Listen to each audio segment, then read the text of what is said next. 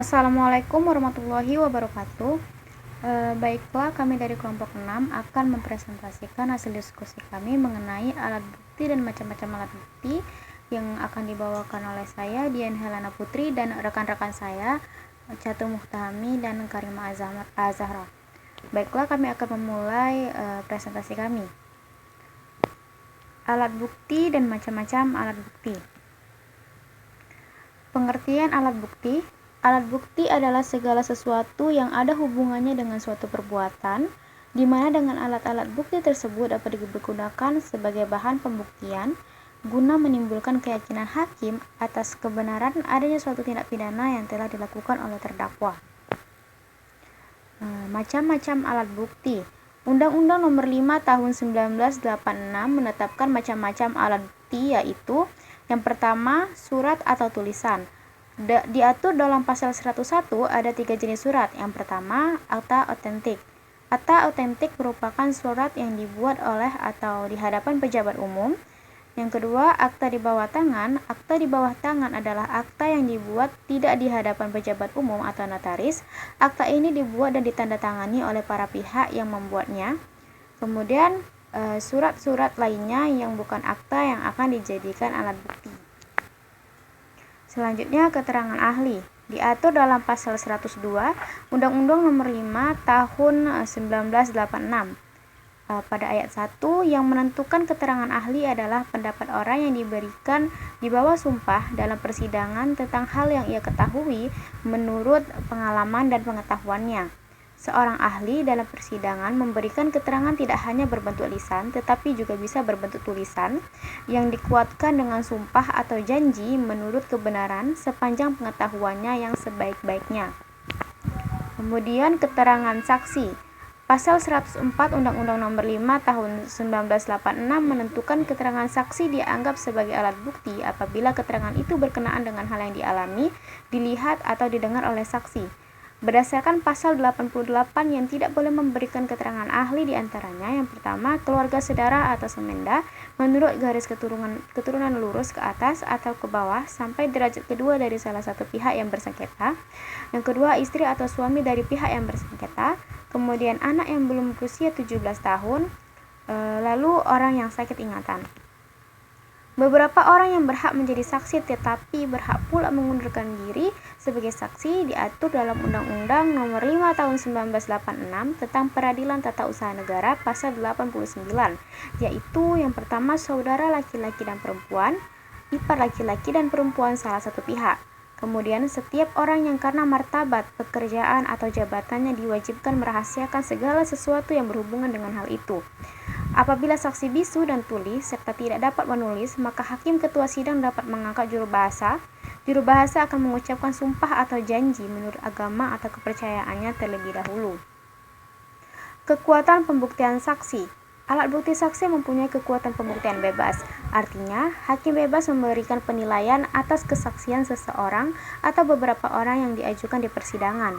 Dalam menilai kesaksian saksi ini, hakim diharuskan memperhatikan pasal 172 HIR atau 309 RBG yang menentukan kriteria penilaian, yaitu yang pertama, hubungan kesaksian-kesaksian apakah berdiri sendiri atau ada hubungannya atau kecocokannya. Kemudian peri kehidupan, adat, dan martabat saksi. Yang terakhir adalah alasan apa sehingga kesaksian itu diberikan. Undang-undang menetapkan bahwa keterangan satu saksi tidak cukup. Artinya hakim tidak boleh mendasarkan putusan tentang kalah menangnya suatu pihak atas keterangan satu saksi saja. Jadi kesaksian itu selalu harus ditambah dengan suatu alat pembuktian lain. 4.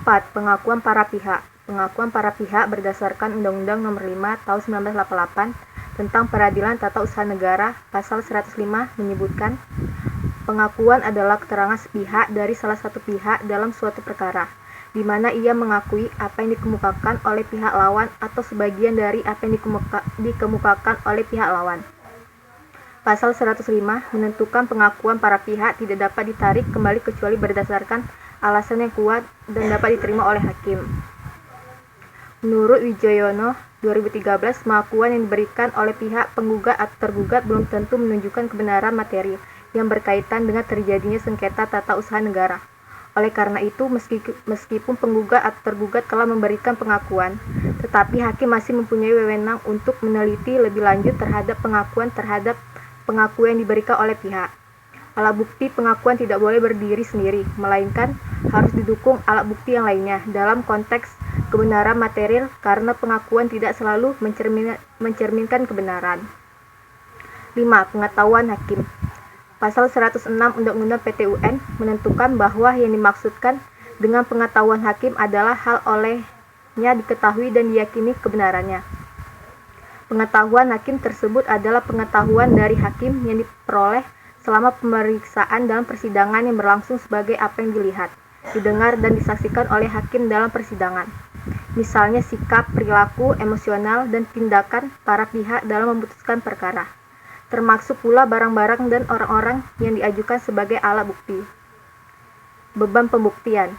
Beban pembuktian adalah kewajiban yang dibebankan kepada suatu pihak untuk membuktikan suatu fakta di muka persidangan yang sedang memeriksa perkara.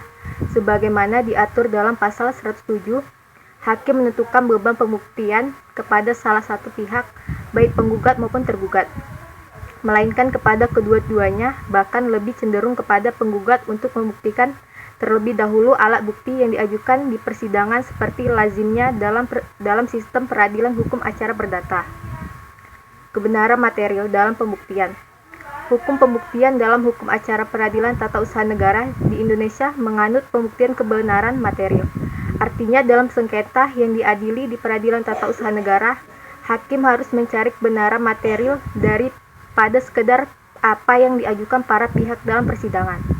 Kebenaran material adalah kebenaran yang sebenar-benarnya tentang apakah suatu keputusan dan atau tindakan faktual yang dikeluarkan atau dilakukan oleh badan atau pejabat tata usaha negara adalah sah atau tidak berdasarkan peraturan perundang-undangan dan asas-asas umum pemerintahan yang baik. Sistem pembuktian pengadilan tata usaha negara. Sistem pembuktian dilakukan oleh hakim peradilan tata usaha negara yaitu pembuktian bebas, terbatas, atau domestus litis.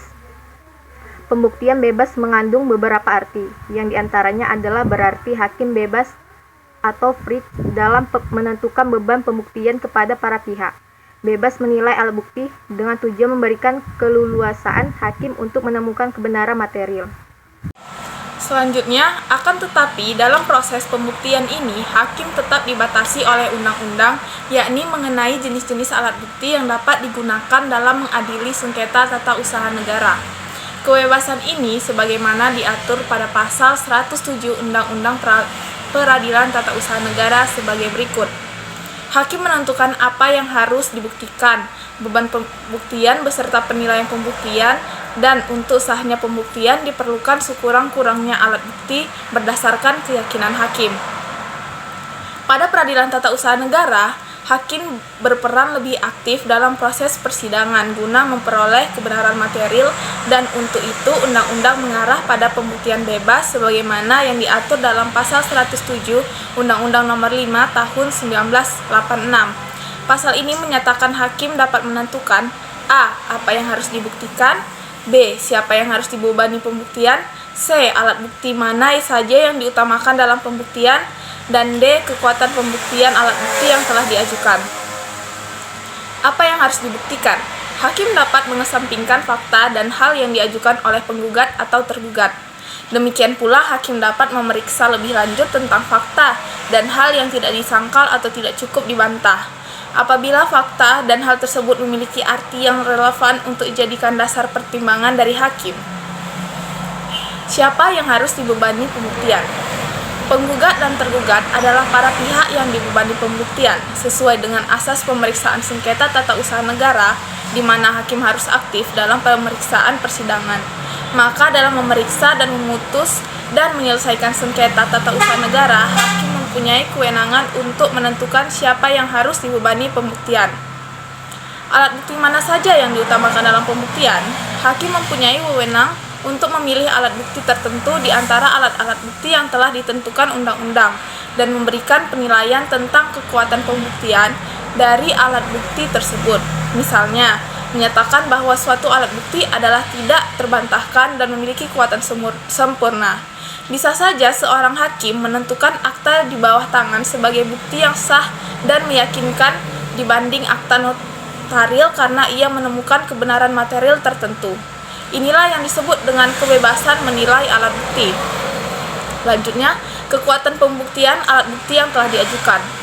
Hakim memiliki kewenangan untuk memberikan penilaian terhadap hasil pembuktian dalam memeriksa, memutus, dan menyelesaikan sengketa tata usaha negara dengan memperhatikan pembatasan sebagai yang diatur dalam Undang-Undang Nomor 5 Tahun 1986 tentang Peradilan Tata Usaha Negara pasal 107, yaitu untuk sahnya pembuktian diperlukan sekurang-kurangnya alat bukti berdasarkan keyakinan. Baiklah, sekian dari presentasi kami. Lebih dan kurang kami mohon maaf. Wassalamualaikum warahmatullahi wabarakatuh.